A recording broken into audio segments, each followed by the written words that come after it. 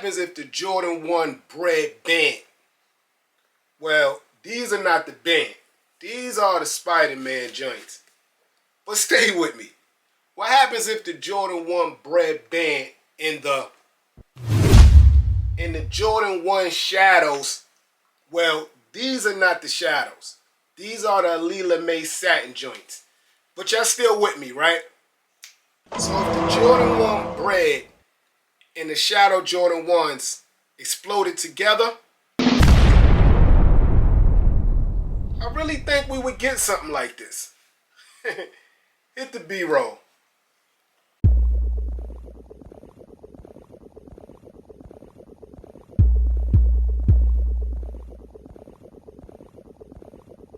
Cartier Jones on the soundtrack.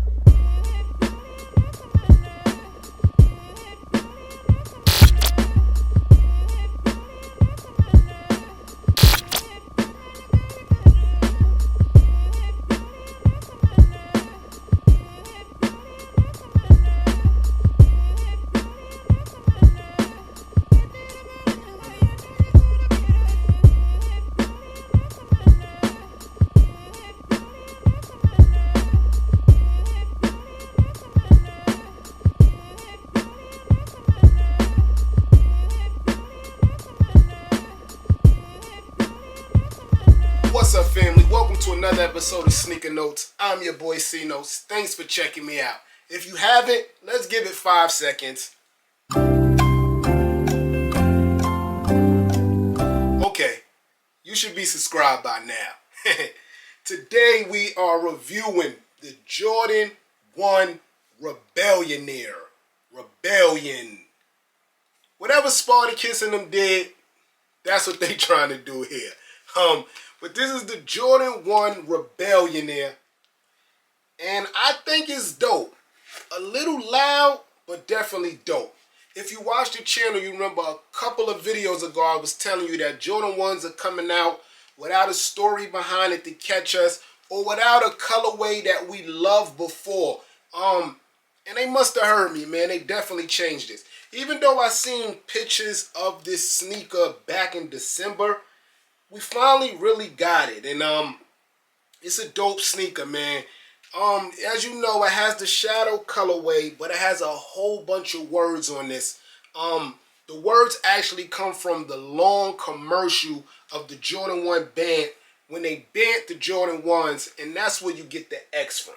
I mean, I know a lot of y'all watching this video knows this information, but a lot of us don't, so I'm here to go through everything.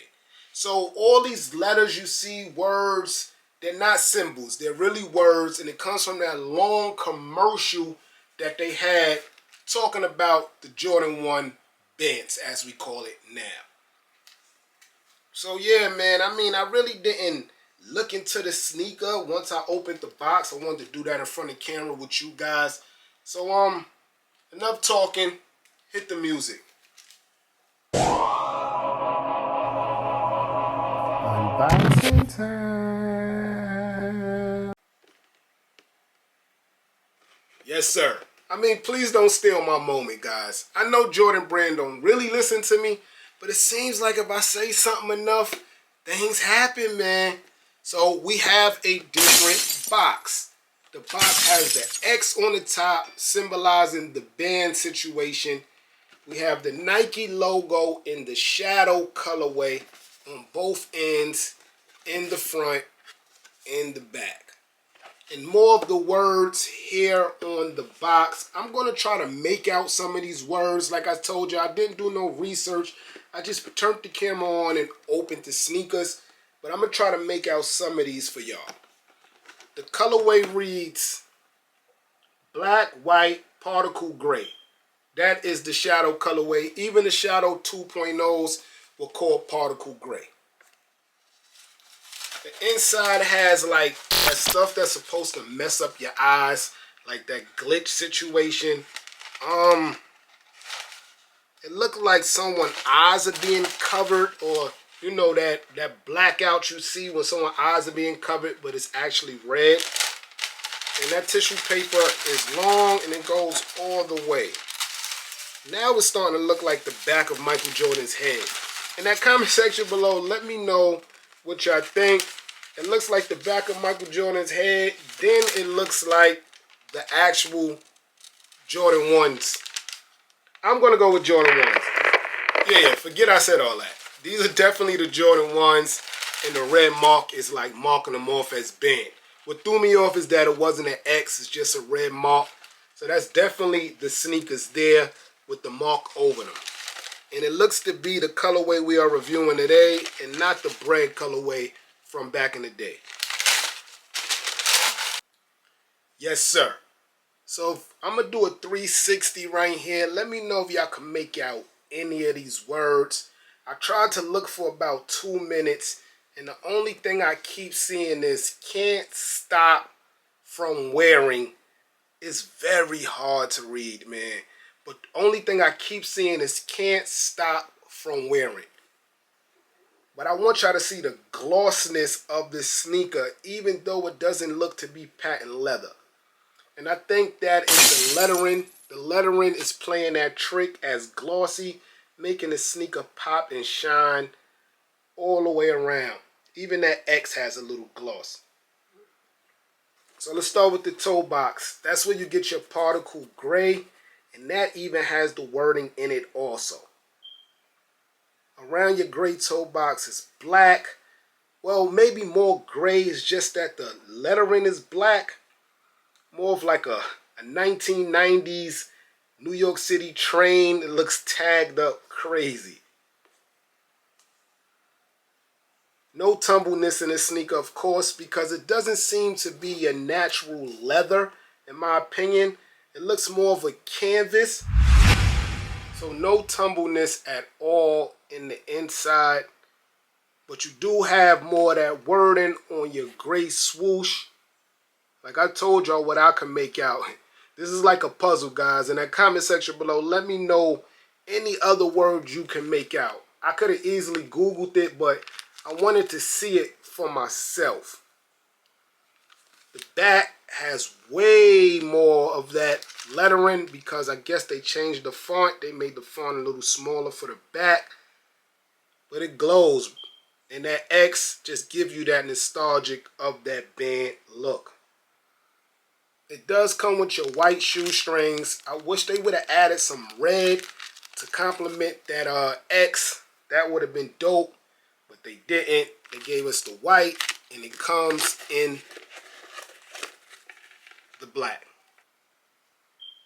Your tongue is in a regular, original black and white, and I'm not mad at it because with all this stuff going on with the sneaker, you gotta have something settled. But again, they could have put some red here to complement that X.